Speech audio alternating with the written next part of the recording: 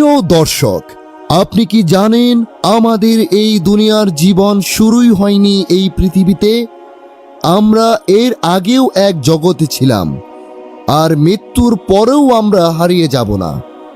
আমাদের রূহ বা আত্মা কোথায় থাকবে তার উত্তর কুরআন ও হাদিসে পরিষ্কারভাবে এসেছে। আজকের এই আলোচনায় আমরা জানব রূহের জগতে আমরা কেমন ছিলাম, মৃত্যুর পর রূহের গন্তব্য কোথায়, আর কিয়ামত পর্যন্ত রূহের অবস্থা কেমন হবে, এই সম্পর্কে আলোচনা করা হবে জীবন মৃত্যু এই পর্বে। জীবন মৃত্যু চ্যানেলে আপনি নতুন হলে অনুরোধ করব সাবস্ক্রাইব করে বেল আইকনটি ক্লিক করুন।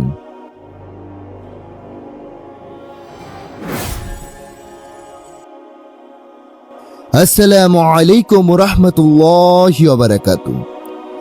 একটা কল্পনা করুন, আপনি গভীর অন্ধকার ঘরে আছেন, চারপাশে অগণিত আত্মা। হঠাৎ আল্লাহ তাআলা ডাকলেন, আমি কি তোমাদের রব নই? আর আমরা সবাই একসাথে উত্তর দিলাম, জি হ্যাঁ, আপনি আমাদের রব। আল্লাহ বলেন সূরা আরাফ 172, তোমার রব আদম সন্তানের পিঠ থেকে তাদের সন্তানদের বের করে তাদের নিজেদের ব্যাপারে সাক্ষ্য নিলেন। তিনি বললেন, আমি কি তোমাদের রব নই? তারা বলল, হ্যাঁ, আমরা সাক্ষ্য দিচ্ছি। অর্থাৎ দুনিয়াতে আসার আগে আমরা রূহের জগতে ছিলাম, সেখানে আমাদের প্রতিজ্ঞা হয়েছিল আল্লাহকে রব হিসেবে মানার।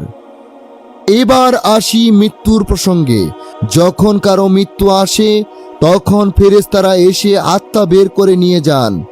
রাসূল সাল্লাল্লাহু আলাইহি ওয়াসাল্লাম বলেছেন মুসলিম শরীফে, মুমিনের আত্মা বের হয় পানি ঝরার মতো সহজে, আর কাফির ও পাপীর আত্মা বের হয় কাটার জোপ থেকে ভেজা পশম টানার মতো কষ্টে। তারপর আত্মাকে ফেরেশতারা নিয়ে যায়, মুমিনের আত্মাকে জান্নাতের দরজা পর্যন্ত নিয়ে যাওয়া হয়, তাকে সুগন্ধ দেওয়া হয়। আর কাফিরের আত্মা অশুদ্ধ কাপড়ের মতো ছুঁড়ে ফেলা হয়, জান্নাতের দরজা তার জন্য খোলা হয় না। মৃত্যুর পর থেকে কিয়ামত পর্যন্ত আত্মারা থাকে বারজখের জগতে। আল্লাহ তাআলা বলেন সূরা মুমিনুন 100, তাদের সামনে রয়েছে এক অন্তরাল বারজক, যতদিন না তারা পুনরুত্থিত হবে। বারজক মানে হলো মৃত্যুর পরের একটি অপেক্ষার স্থান। এখানে আত্মা তার কর্ম অনুযায়ী সুখ বা শাস্তি পেতে থাকে।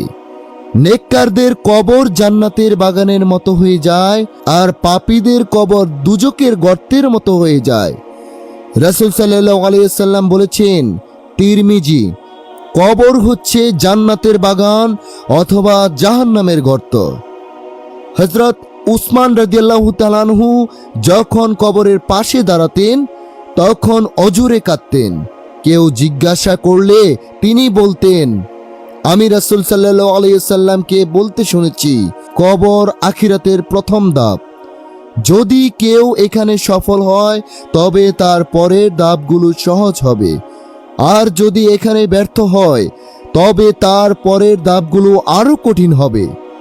এই কাহিনী আমাদের চোখে আনে সেই ভয়াবহ বাস্তবতা, কবরই আমাদের আসল প্রথম গন্তব্য। মৃত্যুর পর আত্মা বারজকে অবস্থান করবে। কিয়ামতের দিন আত্মা ও দেহ আবার একত্রিত হবে। তারপর আল্লাহর সামনে হিসাবের জন্য সবাই হাজির হবে। এটাই আমাদের প্রকৃত যাত্রার শেষ নয়, বরং চিরস্থায়ী গন্তব্য শুরু হবে। কারো জন্য জান্নাত, কারো জন্য জাহান্নাম। প্রিয় ভাই ও বোনেরা, আমরা সবাই সেই রূহের জগতে আল্লাহর সাথে অঙ্গীকার করেছি। এখন দুনিয়াতে আমাদের সময় খুবই সীমিত। মৃত্যুর পর আমাদের রূহ বারজকে যাবে এবং সেখানেই আমাদের ভবিষ্যতের চিত্র আঁকা শুরু হবে। তাই আসুন দুনিয়ার অল্প সময়কে সঠিকভাবে ব্যবহার করি, নামাজ, কুরআন ও সৎকর্মে জীবন সাজাই, আর পাপ থেকে বাঁচি, যেন কবর আমাদের জন্য জান্নাতের বাগান হয়ে ওঠে।